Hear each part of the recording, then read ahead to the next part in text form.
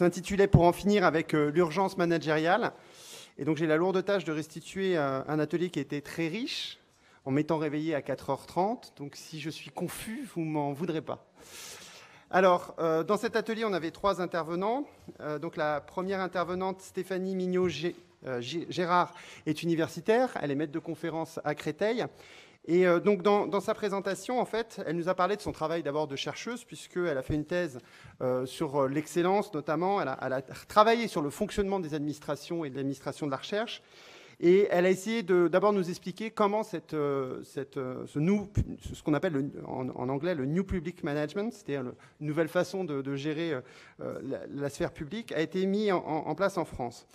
Avant les années 2000, finalement, on avait un fonctionnement qui était encore un fonctionnement dit à l'ancienne. Et donc ce New Public Management est arrivé finalement assez tardivement en France, elle nous l'a expliqué, puisque avant 2000, on avait des financements encore essentiellement récurrents. On n'avait pas de lien, et ça c'est assez important, entre le financement d'une part et l'évaluation d'autre part. Même s'il y avait des évaluations, elles existaient, hein, mais elles n'avaient pas le caractère compétitif actuel. Et on avait un discours, au moins un discours, qui valorisait l'égalité de traitement entre les universités. Bon. On avait quand même des problèmes, puisqu'il y avait une inégalité de traitement entre les grandes écoles, on n'en a pas reparlé, hein, mais entre les grandes écoles et les universités. Et pour elle, la rupture est intervenue à partir dans les années 2000, donc notamment avec 2003, avec plusieurs lois, et notamment la mise en place de l'ANR, donc l'Agence nationale de la recherche, où clairement, à partir de là, on a basculé dans un mode de financement orienté projet, où pour avoir le moindre financement, on a besoin de déposer des projets.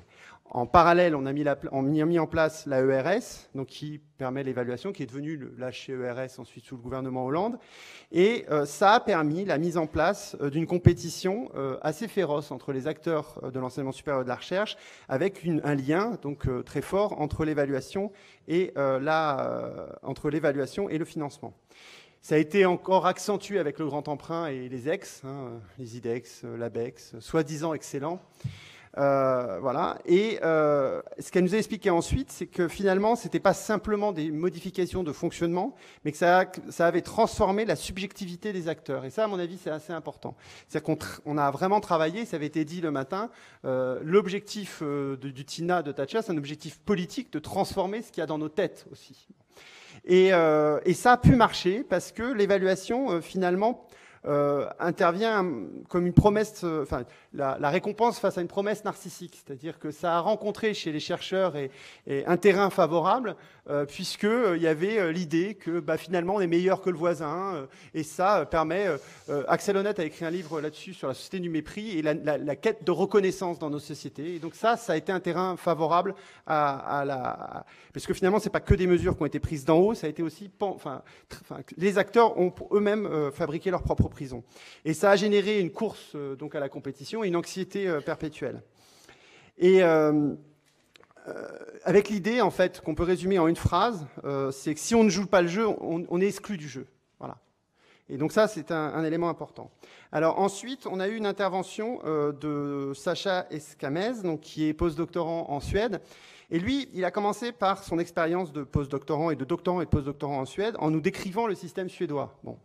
Où finalement on est largement en avance par rapport à la France, en avance dans le mauvais sens, hein, dans l'expérience néolibérale. La recherche, en tout cas dans l'institut dans lequel il travaille, fonctionne avec des chefs, hein, qui sont les seuls semi-permanents, qui sont réellement presque des directeurs de petites entreprises, qui donc emploient de façon précaire une myriade de doctorants et de postdoctorants. Et même l'université, finalement, n'est plus qu'un prestataire de services. Il a utilisé le terme de hôtel, puisque les chercheurs sont obligés de louer les équipements à l'université, hein, sur leurs propres fonds qu'ils arrivent à dégager. Et donc, finalement, on a, entre le poste fixe et le doctorant, on a encore un statut qui est à peu près, qu'on connaît. On a des contrats chercheurs qui recouvrent tout et n'importe quoi, que ce soit des contrats techniques, maîtres de conf, voilà, et qui est un véritable couloir infini où ils n'en voient pas la fin, en fait, puisque avoir le Saint Graal, ça s'obtient à 40, 45 ans, 50 ans. Voilà. Et ce qui est encore plus grave, c'est qu'il y a une collusion assez forte entre le gouvernement et les instituts privés. L'exemple qu'il nous a donné est vraiment très parlant. Pendant qu'il était en contrat, son contrat a été modifié sur la propriété donc intellectuelle, puisque son institut a négocié avec une entreprise privée, et l'entreprise privée est devenue délégataire de la propriété intellectuelle intégrale. Il a raconté ça, c'est complètement fou, moi je trouve. Donc du travail du doctorant et du postdoctorant. Alors, ensuite, il a un peu élargi son propos en expliquant qu'on était dans un cycle permanent d'évaluation et de sélection. Et il a rapproché ça, en fait, du darwinisme social développé par Spencer. Donc, c'est une idée assez vieille, remise au goût du jour, finalement, par la pensée néolibérale avec... moi, je préfère à Thatcher, je préfère Pinochet, parce que ça commençait vraiment avec Pinochet, avec le nouveau cycle de néolibéralisation. Et finalement, il a cité aussi le philosophe Alain Dénéo en disant que ça produisait chez les individus un morcellement des individus et la perte finalement de l'unité de l'individu et du coup, ça générait beaucoup de souffrance.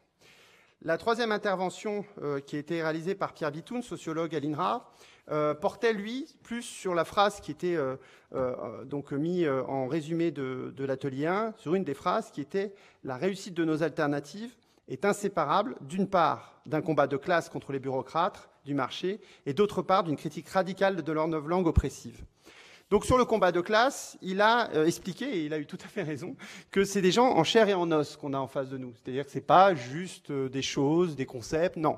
C'est des gens qui appliquent la politique néolibérale. Et en fait, ils l'appliquent parce qu'ils sont convaincus peut-être idéologiquement, on y reviendra, mais ils l'appliquent aussi parce qu'ils sont bien rétribués. Et il nous a donné des chiffres qui sont assez consternants, que je ne connaissais pas personnellement. Président de Commue, prime de 100 000 euros par an. Hein, est-ce que ici, vous le saviez ? C'est moins que la SNCF, oui. Bon. Les commissaires européens, c'est des salaires de 25 000 euros par mois. Un président d'une université, c'est des primes de 30 000 euros par an. Voilà, enfin, HERS, 75 000 euros par an. Donc c'est beaucoup d'argent. Ces gens-là, en appliquant la politique néolibérale, gagnent aussi beaucoup d'argent au passage. Et ça fonde une sorte de caste. On avait parlé un peu de mafia, je crois, le matin. Voilà. Et je pense que c'était important de le rappeler. Il a ensuite enchaîné sur la nécessaire bataille idéologique, et parce que le langage produit par cette bureaucratie est éminemment toxique. Il a repris un certain nombre d'exemples en disant qu'il fallait abandonner l'idée d'État-providence, mais passer à un État social. C'est ça le vrai terme. Hein. C'est pareil pour les charges sociales. C'est le même genre de débat qu'on a. Les ressources humaines, il faut bâtir ça de nos discours. Et il a parfaitement expliqué qu'il fallait pas seulement débattre de ça dans des livres savants et débattre de ça ici aujourd'hui à l'Assemblée nationale, mais dans toutes nos réunions, porter le conflit et ne rien laisser à l'adversaire en termes de langage. Y compris si ça crée du conflit, souvent on n'aime pas ça, hein, quand on est scientifique, les professeurs, on n'aime pas trop dans les réunions porter le conflit et dire oh ben non, ça, ta novlangue, elle est insupportable, elle est voilà, managériale, etc. Et il a parfaitement expliqué qu'il fallait porter le conflit dans toutes les sphères et que ça ne suffisait pas et ça ne suffisait plus finalement de le faire de manière, on va dire, un peu scientifique, le savoir, dans les livres, etc. Alors ensuite, du coup, on a peu parlé des alternatives possibles. Hein. Donc dans le débat, on est à la fois revenu sur plusieurs éléments. Il y a eu toute une série de questions sur les questions idéologiques. Je pense qu'il y a eu un échange qui était assez intéressant, puisqu'il y a une question qui a porté sur est-ce que finalement il fallait pas reconsidérer le darwinisme à la lumière des nouvelles recherches et montrer que la coopération, y compris dans la nature, est importante. Et la réponse de notre collègue biologiste était très bien, puisqu'il expliquait que ce n'est pas ça le problème. Que même si on choisit la coopération, c'est une mauvaise solution, parce qu'on n'a pas à choisir comme choix pour les développements humains la nature, finalement. La nature ne doit pas être notre norme. Donc ça sert à rien d'aller chercher dans la nature un peu plus de coopération, un peu moins de compétition, etc. Non, c'est pas ça. Bon, même si c'est vrai par ailleurs, hein, que le darwinisme social a transvesti la pensée darwinienne, et en plus elle est maintenant, elle a évolué et qu'il y a des choses différentes. D'autres choses ont été discutées, comme la nécessité, je trouve ça aussi assez intéressant, de libérer la parole. Qu'une des solutions, c'était probablement de libérer la parole par rapport à la précarité. On en a reparlé au repas, quand les femmes ils subissent des pressions par rapport à la maternité, quand elles sont en thèse. Il faut absolument trouver des outils pour libérer la parole.